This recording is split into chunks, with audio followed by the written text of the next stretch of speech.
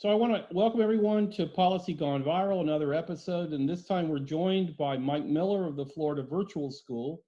And Mike, it might be well to start out by just having you give us a little quick history of FLVS, how long you've been in existence, how many courses you started with, and how many you now offer, that sort of thing. Sure. Well, first and foremost, thanks JMI for giving me this opportunity and the whole school. I'm a representative of about over 2,000 employees, about 1,800 of which are teachers and teachers' aides, and we call them we have assistants and all. We have a whole school. We have both a full-time and a flex school. We operate a global school where we help other states and countries with their virtual education needs. So we are quite an organization. So I'm proud to be representing them today in front of you guys here at JMI.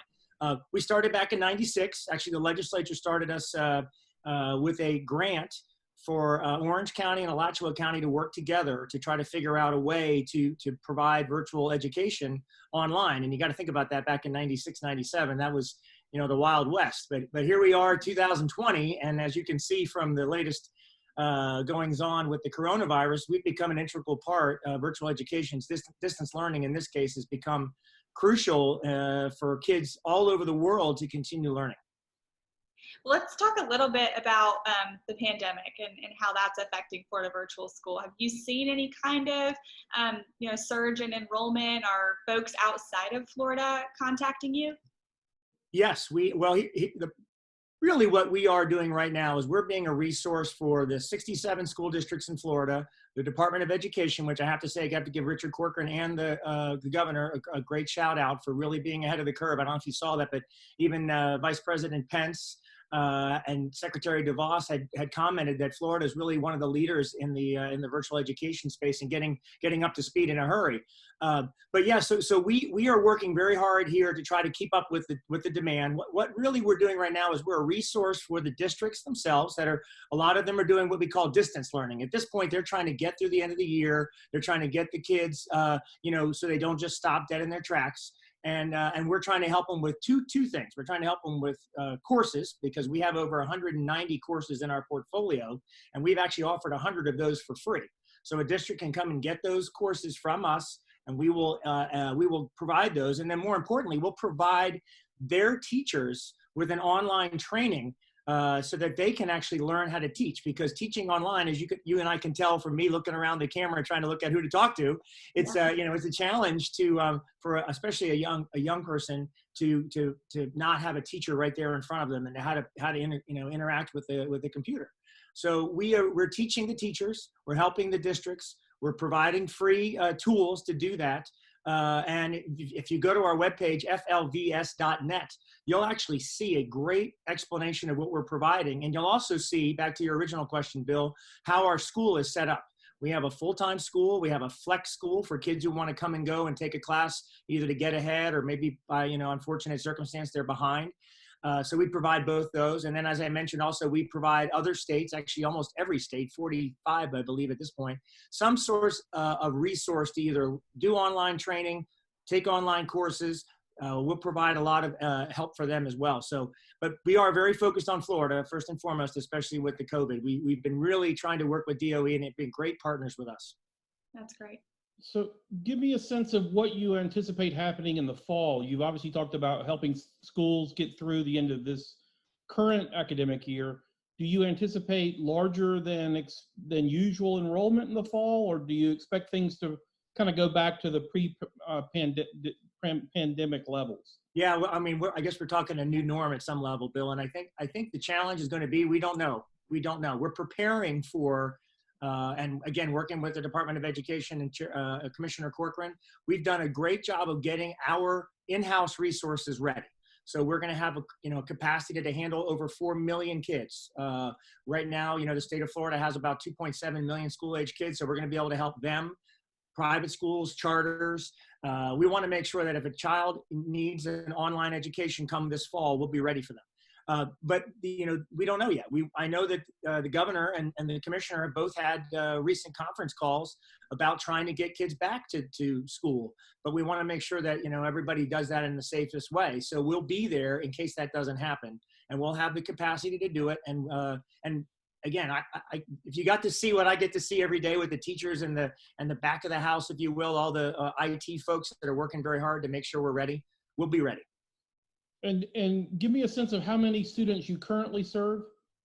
We actually serve over 200,000 students a year. Now, again, I mentioned we have a full-time school, which we do about 10,000 kids in our full-time school, and then the balance of over 200,000, we operate in a place called the flex environment, where we'll offer a class, maybe 2 classes. A lot of times it's somebody like my daughter who wanted to take geometry and she got ahead over the summer. My son took algebra because he needed to, try to catch up. And so he took that, and that would then help him as well. And he's, college student now. So we provide both that remediation and the get ahead for over 200,000 kids around the state. And then we operate in different states and different countries to try to help them learn, which is a very unique thing for Florida. We got ahead of the curve back in the 90s about distance education and especially virtual education, which is what we're talking about, the whole unique perspective of how to teach online. And that is, not only the parent is involved, but the student and the teacher, they all have a relationship. And that's really, if you had to really boil down what is the Florida Virtual School's uniqueness, we create relationships with both the students and the parents and the teachers. And so that triumvirate, if you will, really creates a powerful environment for virtual education. Now, I know that you guys just recently entered into a new partnership with the state of Alaska after it found itself kind of overwhelmed by the pandemic. Give me a sense of how that came about and what exactly you guys are doing. Are you simply providing resources and training for teachers, or are there Alaska students that are being taught by Florida teachers? Well, that was a great opportunity for us to try to help a state that was in need. Obviously, they're a very rural state, and they have a challenge of reaching some of those kids. And so they reached out to us because we're an industry leader in teaching other states how to do it. And they worked with our commissioner and with our, our CEO to come up with a plan that really what we're doing right now is we're teaching them how to provide virtual education. So we've gotten an opportunity to teach their teachers. So right now, yes, there are some Florida teachers that are in there because we want to show the Alaska teachers ultimately how they can provide virtual education. So it's an ongoing project for us. It's a great opportunity for us to teach another state how to do what we think we do very well. And then ultimately we want the Alaska kids to experience, virtual education if they can't get to a town or a place where they can go to school. So it's a really great opportunity that we just started here in a month or two. So maybe you and I can have a conversation again this fall about how it's going. Great. Yeah. You mentioned a little bit about Florida Virtual School offering resources for parents and teachers, other than just the traditional online classes for students.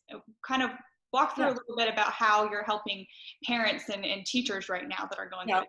Logan, great question. I'm glad you brought that up because I wanted, I got a little cheat sheet here. One of the important things I wanted to make sure I got right was the website.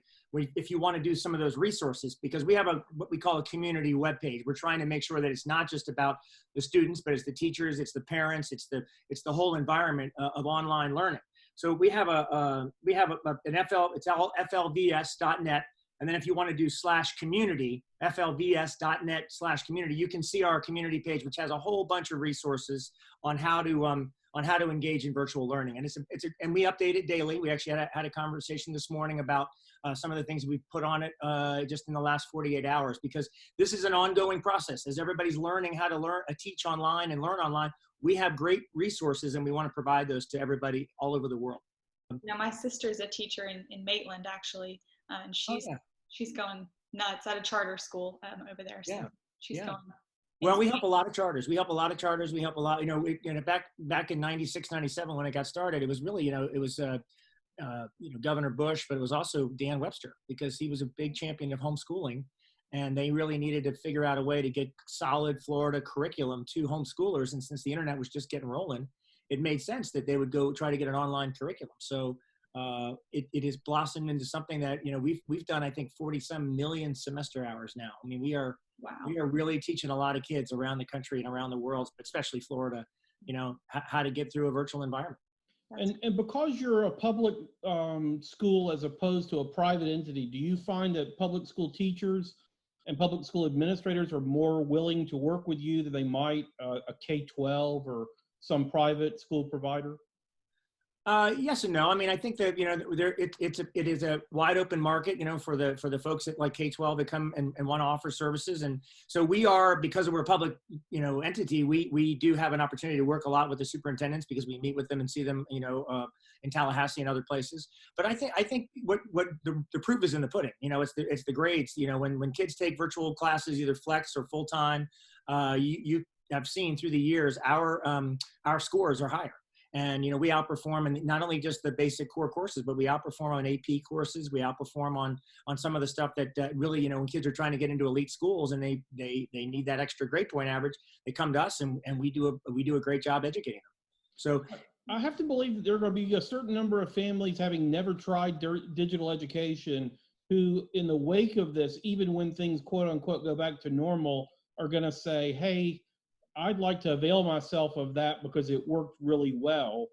Do you think that sort of family would be more apt to go full time or to do the flex time, which seems to be far more popular than the full time student? That is a great question. And I guess that, again, we'll see how that goes. But I do agree with you that this exposure to the idea of distance learning, which is, I guess we call this distance learning right now because everybody's trying to figure it out. We're trying to get to the, to the end of the school year. But I think when you transition from distance learning to real virtual education, where somebody's start to finish, creating that relationship with the teacher and the parent, and they're working through the, the actual training modules all the way to the tests and the final grade. I think you will see some parents truly say, wait, this is because what we do uniquely, and this is something I should have said in the preamble, we catch kids where they are. So if you're in a brick and mortar class, you're in what we call a time box, right? You got to get in and out in 180 days. In the virtual environment, if you're stuck somewhere, that's okay. You're not going to slow the rest of the class down, or if you're doing really well and you want to keep going, we're not going to slow you down. So in the virtual environment, we get the kid where they are, and then we get them, he or she moving at the pace where they're very comfortable. And that's really, by the way, if you're going to edit this, it's a great point to put in the piece that virtual education gives a child a chance to either go faster or slower based on their own abilities. And you can't do that in a brick and mortar. So, or you can, but it's just very difficult for the teachers. So we are really confident that people, when they see that and they see the opportunity to say, wow, we are really going to learn at our own pace, that they'll embrace it. To what extent, if any, have you guys partnered with teachers who are interested in doing a kind of blended arrangement where there would be some education taking place in the flesh, in the classroom, but then some would be done online rather than all in the class or all online? And that is where I think we really have a great opportunity for the entire state of Florida to really, we are doing that in select areas around the state now. We do what we call labs, and the labs are where you are in a virtual environment on a laptop, the teacher's there for interaction. Sometimes you can get through the whole thing without really you can do it on your own. Or if you're stuck, you can basically raise your hand or, wave the teacher down, and he or she can come help the student, get through that roadblock. And so I think in that blended environment, we're already testing that. We've done that a lot, with actually probably most counties in the state at this point. So yes, I think blended learning you see it a lot in higher ed. In colleges they're doing it now. Both my kids are in college, and they've been using blended from the get-go. So I think that will get to the K-12 space. If not already, it will be here soon. Well, just looking ahead, I'm anticipating if there is a situation where we're at a point in the fall where some districts or perhaps statewide, there isn't a comfort level in sending kids back 5 days a week, but there would be a recognition that online every day for everyone isn't the answer either. If there's some kind of in-between space that can accommodate at least some students, it seems like that would be a really, this would be kind of a prime opportunity for some of those sort of blended experiments to really take off. Yeah, no, I think we're on the same page. I think that's one of the things. We have a wonderful CEO. His name is Louis Algaze, and he was a principal in Dade County for a number of years. And so he brings a lot of the brick and mortar understanding, and he had labs in his school, so he was already looking at the blended learning side. So we have a great opportunity in our state. And that's one of the things, again, going back to where we started so much earlier than everybody else, we're on that curve of getting ahead, and why people like Alaska reach out for us, because they say, hey, you know, these guys really know what they're doing. So in the next phase of things, yeah, and maybe this will be part of our follow-up conversation to find out, you know, not only how Alaska's doing, how we're doing with our fall coming up, but then where are the future opportunities for blended learning? Because I think there'll be a lot of that going on as kids and parents start to really get comfortable with this environment. So Great. Yeah. Well, again, we really appreciate you taking some time to chat with us. We'll have our editor kind of splice some stuff together. I know there was if you can put some more hair back on me, that'd be good too. We're big fans of your work, both professionally and personally. I had 2 kids who also did FLDS when they were in high school on the flex basis. I did. Found it enormously beneficial. Well, please put that in the piece, because I'd like to, testimonials from both of you is a great thing. And I think we've been really, really blessed to have wonderful teachers, wonderful experiences it sounds like both of you had great experiences. So, and I did too. I had the same thing, both my children. So, hopefully, it's a great opportunity for Florida to understand what FLVS can provide. And as long as everybody stays safe and we get through this on the other side, you and I will have a follow-up conversation about all the good things we're doing. Great. Well, Mike Miller, thanks so much for being with us today for an episode of Policy Gone Viral. We really appreciate your leadership at Florida Virtual School. We hope that we'll get back to normal soon, but if not, we're thankful that Florida has such a great resource in educating our students virtually. Yeah, again, Logan, Bill, thank you very much. Both of you, I think we've covered it, but just so everybody in the audience knows that we're here as a resource to try to help your student, try to help parents, and try to help the community get through this, because it's a difficult time. And I think if the kids are learning and they're feeling that they've got something they can hold on to through a difficult time, they'll come out the other side and they'll feel like they didn't sit around and waste time. We want them to keep on learning. Right. It's great. Well, stay safe, stay healthy. We hope to see you in person again soon. Thank you both. Really appreciate this interview. Thanks. Thank you, Mike. Yep. Hey, we're getting it together. Hey, Logan. Hey, how are you?